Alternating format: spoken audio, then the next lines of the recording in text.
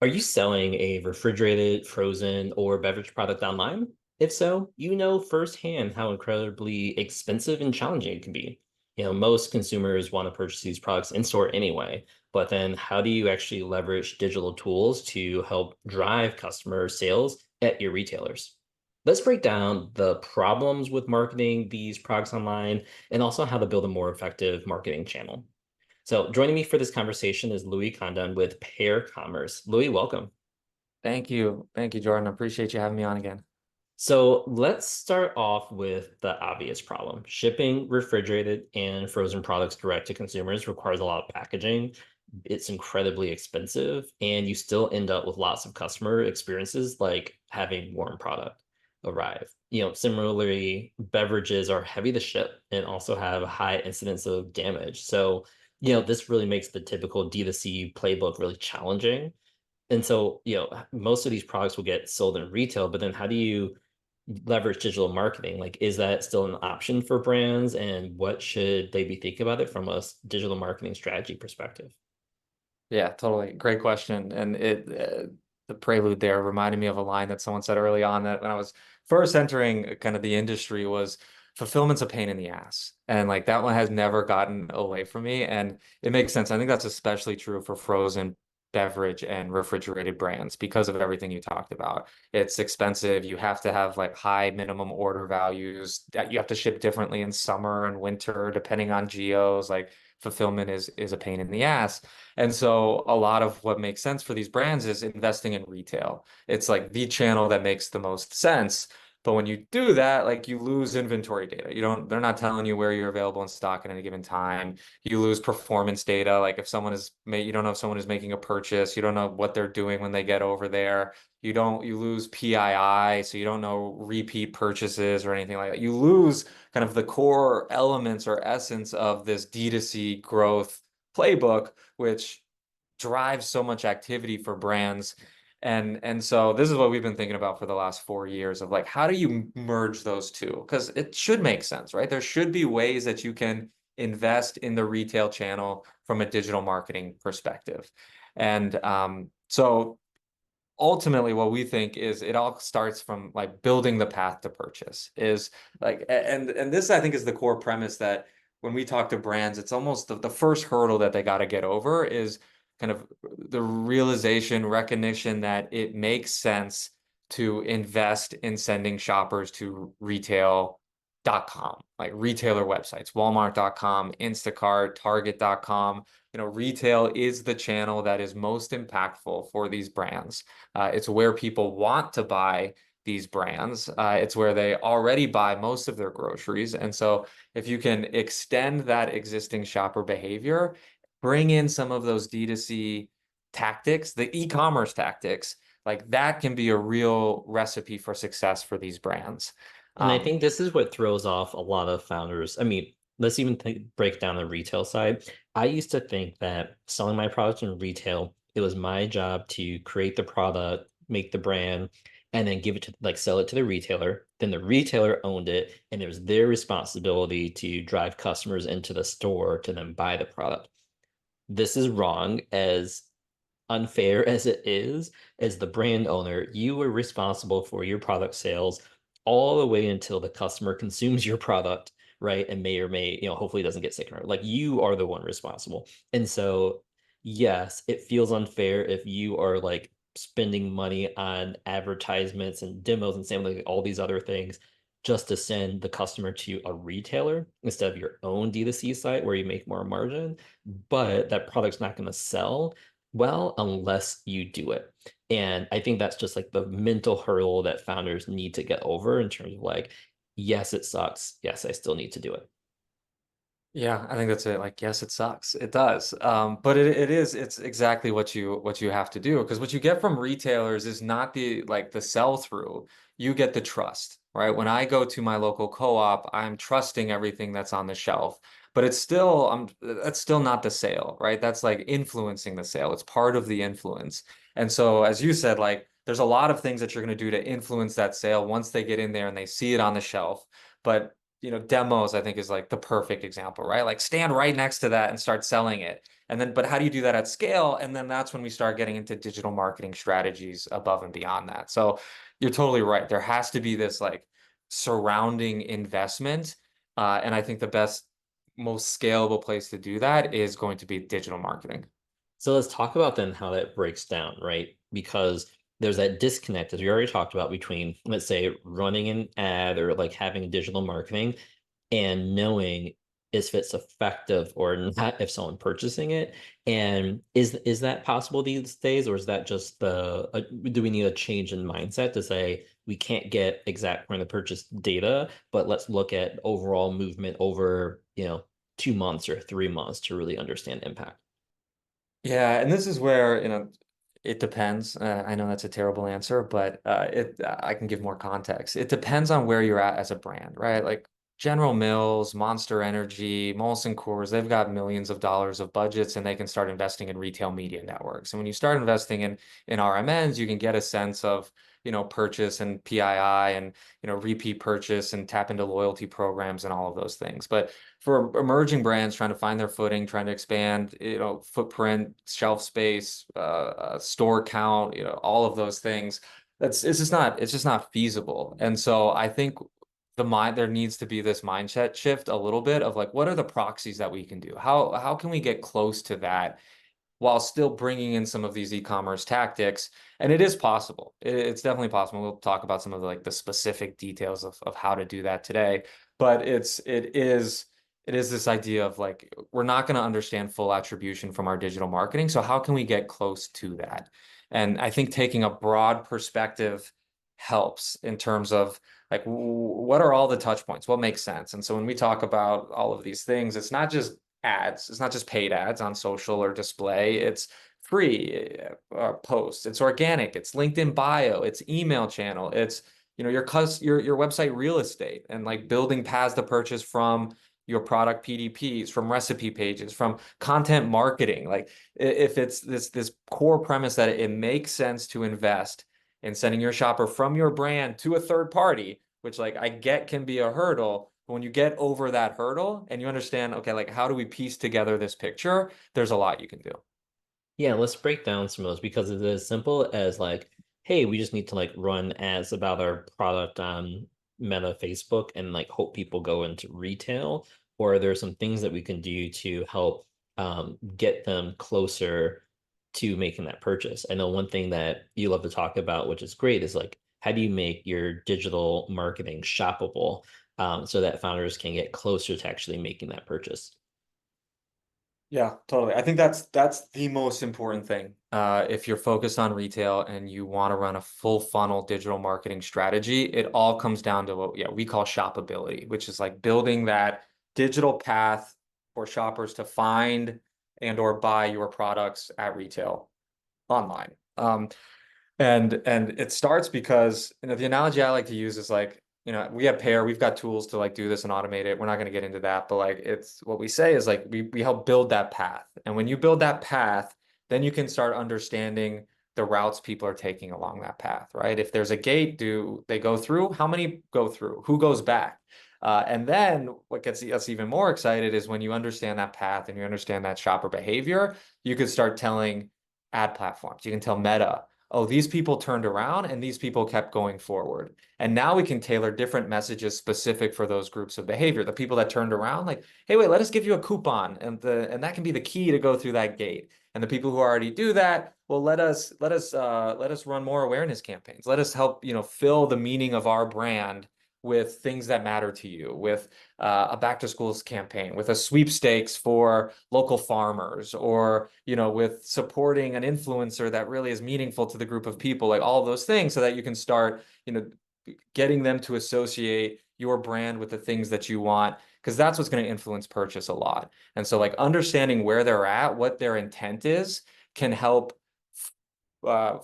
shape that next level of messaging. And when you get to that next, that's the level up, is getting to the next level of messaging based on intent, based on behavior. And that is what's going to affect purchase, I think, more than anything.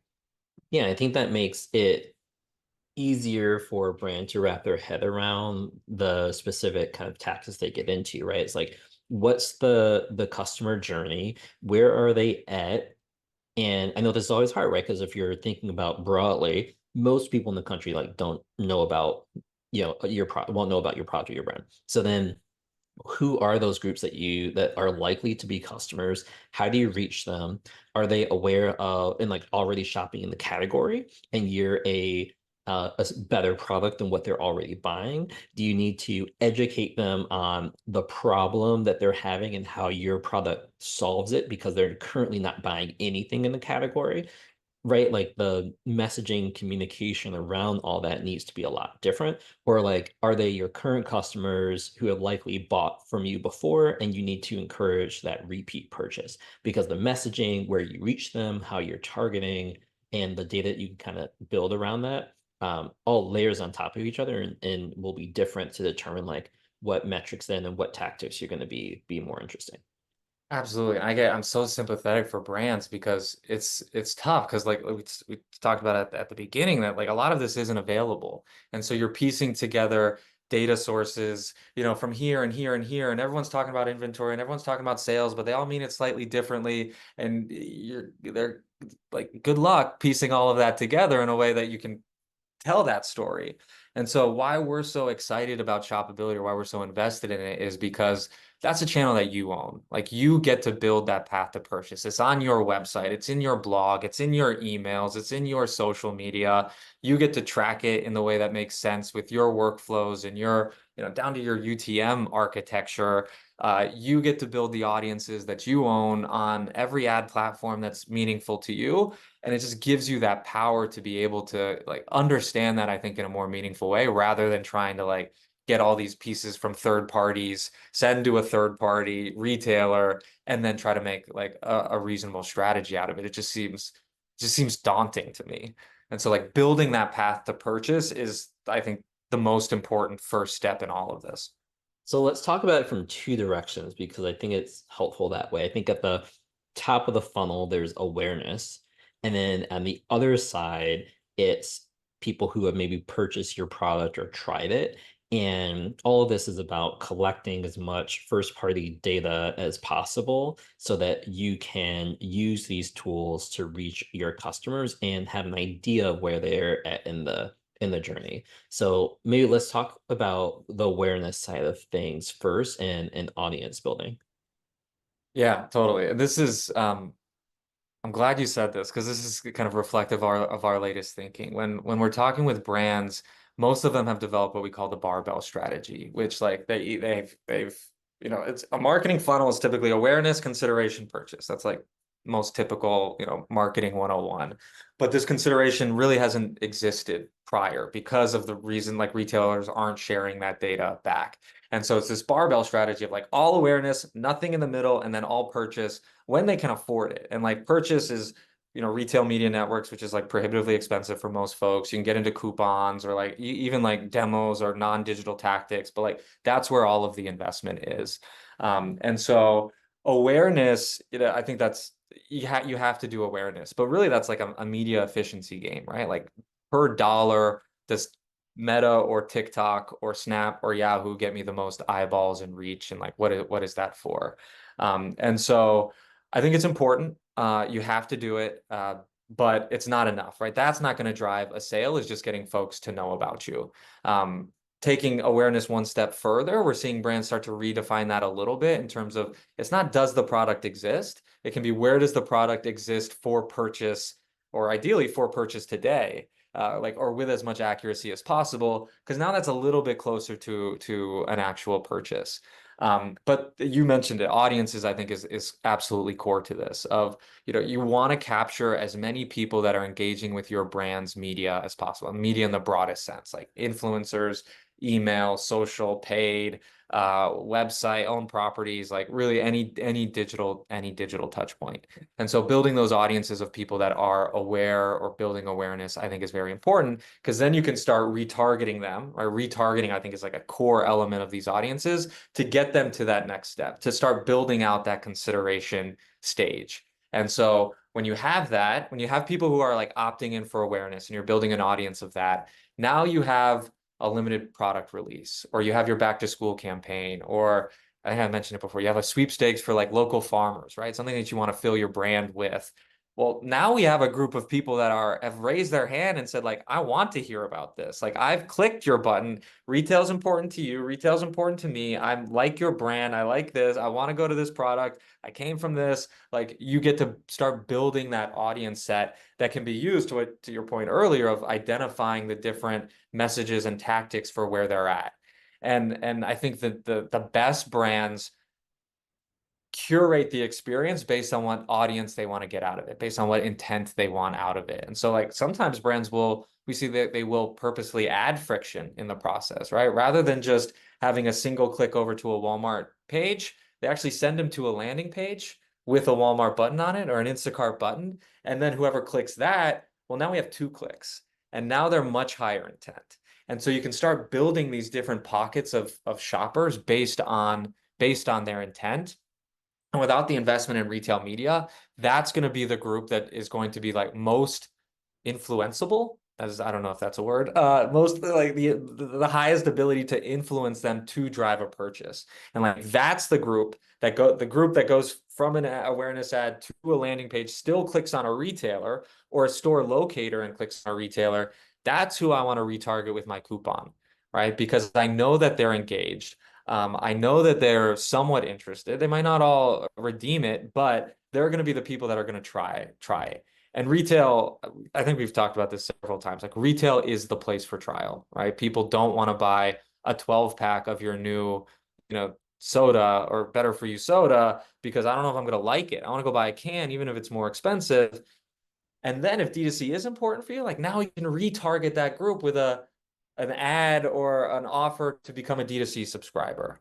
And that's when we start seeing like this omni-channel strategy form is what channel matters to you? Is D2C matter? Does retail matter? Does Amazon or Pure Play matter? And how do we understand shopper behavior and shopper intent for each one of those at each step? And what is the best, kind of if-then statement for each one of those? Oh, I love that. And as you mentioned, by going through that intent process, that's where you're building out the middle of the funnel or consideration, because those are the people who are considering buying your product versus just being like an offhand click.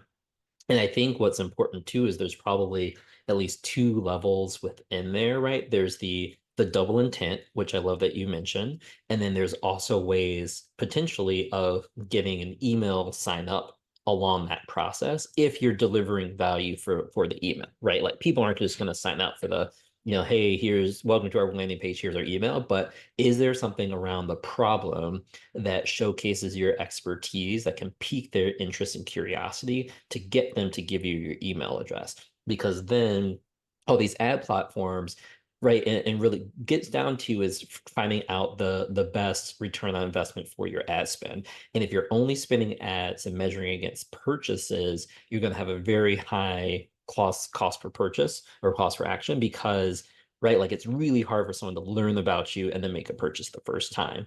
And so what you almost need to do is warm up those audiences through those awareness ads. And then when you're doing the retargeting, right, the awareness ads to reach, you know, tens or hundreds of thousands of people are relatively inexpensive, but you're going to see low purchases from them. But then you can take the people who do the double intent or the email sign up and send those shoppers different ads, which have a deeper level of understanding about the brand. Maybe there's a coupon or driving them to say, hey, we're available at your local Walmart. And then that's going to be a little bit more expensive, but overall your cost per purchase might be lower essentially because those people have now heard about your brand. It might take 2, 3, 4 times seeing your brand at that stage for them to kind of make a purchase. But that's then how you're thinking about layering in the advertising messages and the offers. 100%, 100%. Like I don't have I have like one of the shallowest backgrounds in all of this, but I've just been in the world for about 4 years and like we just don't see many purchases come from awareness campaigns. And so if like that's your expectation, you're going to be disappointed. And so this like nurturing is the word I kept thinking of when you were just Yeah. talking now, of like nurturing the audience, nurturing the group of brand engagers, brand fans, and then developing the strategy off of that. I think that's hugely important. And the other piece of the audiences that we haven't talked about is lookalikes. And Hmm. so not only can you retarget this group, but you can say, hey, Meta, create a lookalike audience of that group, of everyone who clicked on a retailer button on any one of my experiences, build a lookalike. And Yeah. now we're in a customer acquisition strategy. Now we can run awareness to them. And now we can see who's going through that funnel. And it's this flywheel of just getting people going, building audiences, nurturing the audience, building lookalikes off that, doing the same thing, and it's just going to get more exponentially bigger and more impactful. The other thing that I love going from the other side, which I teased earlier, is talking about taking the digital experience and making it physical, but I also love taking the physical experience and making it digital. And here's what I mean. Every time a brand is interacting with a customer, you should be trying to capture as much information as possible. There's a couple ways. If you're doing demos, farmers markets, do whatever you can to get that person's email address or phone number, right? Here's a 50% off offer for a rebate for your purchase during the demo. In order to get that, they have to take a picture, right? Take a picture of a receipt, text the brand, and then the brand gets their email for remarketing or their phone number. And what you're doing then is saying, hey, this is actually a purchaser who we then can add to our CRM to know this person has bought our product. You can even go deep to say, like, at this retailer in this location. Exactly. Yeah. And if you're thinking like, oh, like one person might not have, but like if you're doing that and training your team, like at every demo to be trying to collect as much information for as many people as possible, then you now have a list of people who have actively purchased your product. You can then even send them secondary offers to say like, hey, if you buy again, here's another coupon. You can check the redemption and say like, oh, it's one thing for someone to buy a product once, but even if you give them like 50% off or a free product the next time. If they don't like it, they don't like it. They're not going to buy it. But if Hmm. they buy it a second time, it's like, oh, they actually like it. And if you can start to build that habit where they're buying your product in their basket every week, you can wean them off the discounts, sell them other messages, talk about, ways of getting them to buy more. Hey, if you buy 10 cans this week, here's an extra like $2 off. It doesn't always have to be a discount, but you're incentivizing and building that habit of them using your product. I You're love that. getting their email address, and then you can then start marketing directly to them like, hey, we have a sale at Walmart in your location, or here's a coupon. And then not only that, but you talked about lookalikes earlier. You can then use their emails to then create lookalike audiences for your digital marketing campaigns, because then you have known purchasers and let those ad platforms do all their processes to find people who are similar to people who have purchased your product. Oh, there's so much I loved in that. Yeah, like this idea of like building like habitual purchases, I think is hugely important. And like we actually break it out in our definition of share of wallet. How do you increase it? There's four elements. There's awareness, trial, repeat purchase, and sales velocity. Like they got to know you, they got to buy you. Then what you like, they got to buy you multiple times and like nurturing that. I think that's like spot on, super important. And the other thing I love a ton, and what we're thinking a lot about more at Pair of how to build tools out is like getting first party data, or no, zero party data. So the data that a customer is going to provide to you for whatever incentive. So it could be a pop-up in a newsletter, probably not all that effective, but thinking outside the box, I think you can drive this. Like I love no affiliation with, so I feel comfortable calling them out. We stock, Yeah. and it's started as, they do a ton more than this now, but they started as like, hey, tell us where you want the product, like which retailer. So give us your email, give us the product you like, give us the retailer, and give us your geo. And that is all data that can be used to build an audience, to build the CRM, to retarget with this, with that, not to mention to go develop those retailer relationships. And that's something that every retailer could do. Like, the WeStocks of the world have extra tools and add-ons on top of that. But if that's not in your budget right now, you could still have a button with a Google form that just Yeah. says, let us know the same type of thing. And, you build up some terms of service, go copy it from someone else, and you're off to the races. But like, I totally agree of like the strategies and tactics to creatively get the zero party data, known customers, known purchasers is hugely important. Same thing with coupons. I think I've probably spoken ad nauseum about like there's a few out there, but like Isle or Wiser or whatever it is, like yeah, they're known purchasers, and that is hugely important, hugely valuable. And here's the thing that I'll say too. This stuff it's hard, right? It's exciting. We talked about ways of breaking down to make it easier. All these are things that brands can implement today. But it takes time, it takes a mindset to build this out, and it will take through 1 to 12 months before start seeing that impact and building it out. You don't have to do everything at once, but like start building the layers, but have that vision of what the end goal is, which at its core is having a relationship with customers, knowing your customers so that you can they can hopefully like buy from you repeatedly over time, right? Mhm. That's the end goal, and all these are just strategies and tactics to really deliver value to that. And I think Totally. it's extremely effective for refrigerated frozen beverage products, things alcohol, things that you can't sell online. But it also works for any shelf stable brand as well, right? Like all Yeah. these same things also work. The difference is there's those additional, direct to consumer tools you can also be doing. So it usually gets left out. But the more you can do to understand your customers, I think will set you up for continued success and increase that repeat velocity that you have. I totally agree. And I think brands, as they think about this and like, day one type of activities, is write a list of every place it makes sense to send a shopper to retail. And so, like, link in bio, link tree, right? You're on social, have a pop-up that says find us in retail. And you can create a landing page yourself with just a bunch of buttons, or even just say, like, if Walmart and Instacart are your two most important retailers, just have in your link tree have two buttons that go there and build an audience off of those things. And then in addition, using the same kind of core audience and just like keep feeding the same pool, put it on your store locator. Put it on your free organic, right? Anytime someone in a comment is like, I can't find your product, and you're sending, a store locator, like put a UTM on that and start tracking that. And then you're building the audience of anyone who hits the store locator.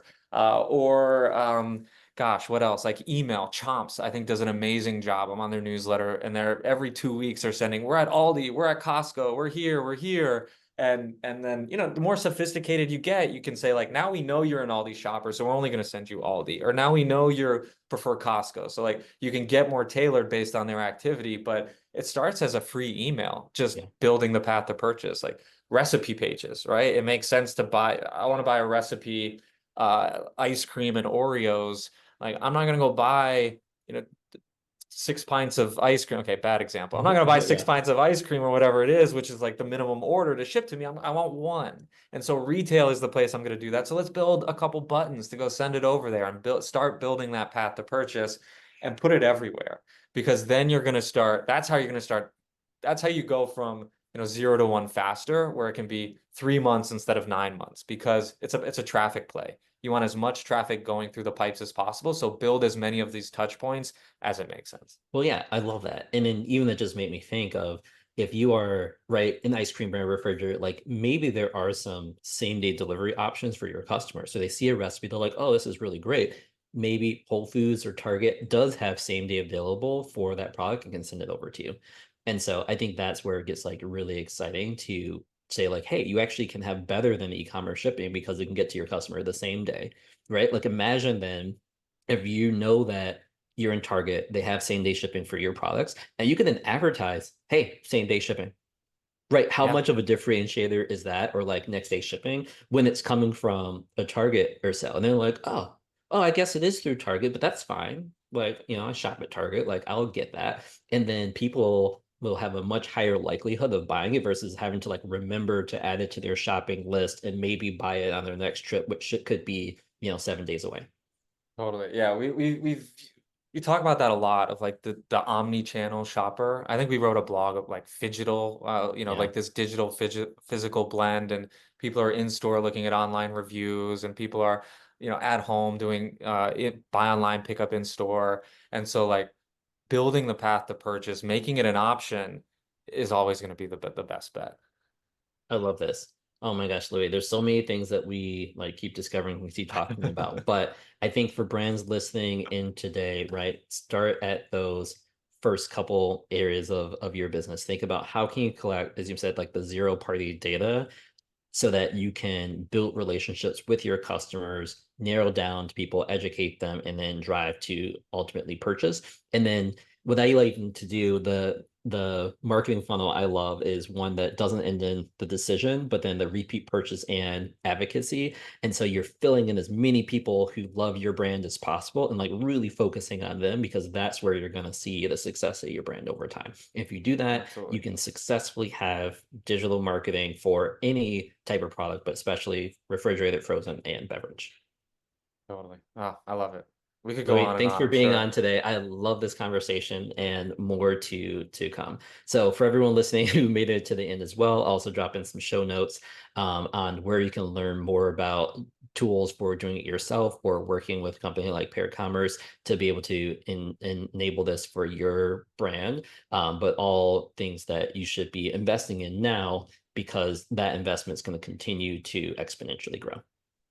Amazing. And I'm always happy to nerd out with anyone and not give the sales pitch and just talk about building past the purchase and audience building and all that stuff. The market's moving a lot. We're learning a ton with each day, and I'm always available to, yeah, nerd out about this stuff with anyone. Yeah, take Louis up on his offer. Thanks, Louis. Thank you. Take care.